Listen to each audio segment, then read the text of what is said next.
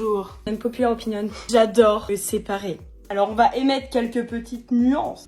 On dirait que je vais sortir au bal. Et j'adore le souffle de renouveau que ça donne. Si vous êtes en pleine rupture, kiffez votre moment. J'adore vivre mon émotion. Si je suis triste, je m'en fiche. Je peux être extrêmement triste. Je suis vraiment le personnage principal de ma vie. Je peux pleurer, je peux dormir, je peux tout faire. Je suis le personnage principal. Et le truc le plus agréable, c'est le souffle de renouveau que ça donne. Ça peut être quelques mois, quelques années, 1 an, 2 ans, 3 ans, 4 ans, j'en sais rien, 10 ans.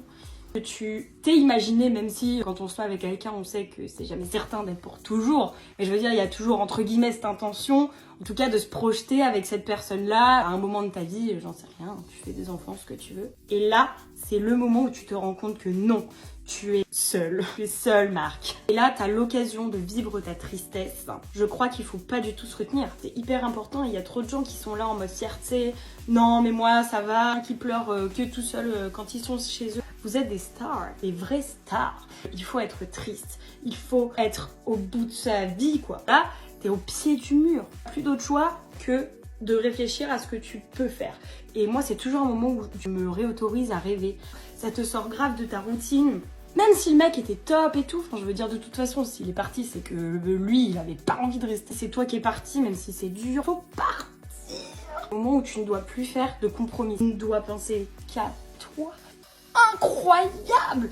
Je m'ennuie vite. Et surtout, j'ai toujours envie que ça bouge. Il y en a trop qui se contentent de ah voilà, au moins je suis stable. J'ai quelqu'un qui est là avec moi. Mais attendez, il n'y a rien de mieux que d'être seule. Parce que moi, en rupture, je vous jure, je remets toute ma vie en question, mon attitude et tout. Mais ça, c'est pas grave. C'est même super bien. Ça évite que plus tard, ces traumatismes de relation ressurgissent dans d'autres relations X alors que ça se passe bien. Et au final, t'es là.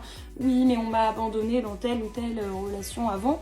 Oui, mais en fait, quand t'as accepté ta tristesse, bah en fait tu te rends compte qu'après c'est juste des gens différents et donc tous les mecs ne sont pas les mêmes et bli et bla et blou. Au-delà de l'amour par exemple, je vais vivre toutes mes émotions à fond. Par exemple, j'en sais rien, si je suis en colère, je vais pas essayer de me dire non mais là c'est bon, j'ai le droit d'être en colère, donc je suis en colère, je suis en colère. Voilà. Il y a des limites, vous voyez ce que je veux dire, je tape pas dans les murs.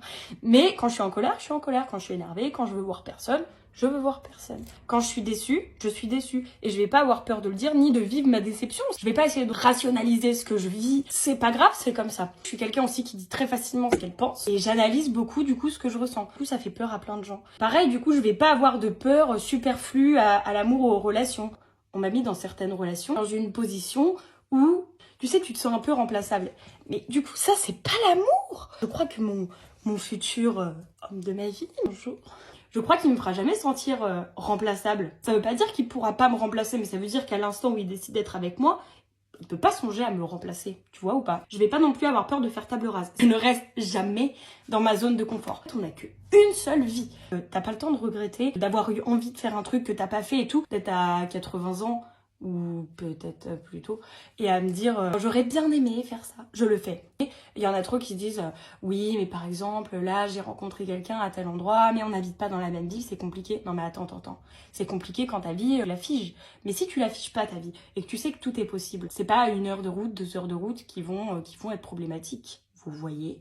Comme j'aime pas m'embêter, j'aime bien faire un peu des coups de folie, tu vois. Moi, je vais rencontrer quelqu'un, peu importe où ça mène, je vais me permettre de vivre cette relation à fond. On se voit et tous les moments qu'on passe sont précieux, peu importe s'ils durent dans le temps ou dans les années qui suivent, ce sont des moments importants. Et je crois qu'il y a plein de gens aussi qui se bloquent là-dessus en disant oui mais attends parce que moi ça m'engage, ça va vite, ça fait peur parce que c'est intense. Faut juste je crois être très clair avec la personne que tu vois, mais c'est tout.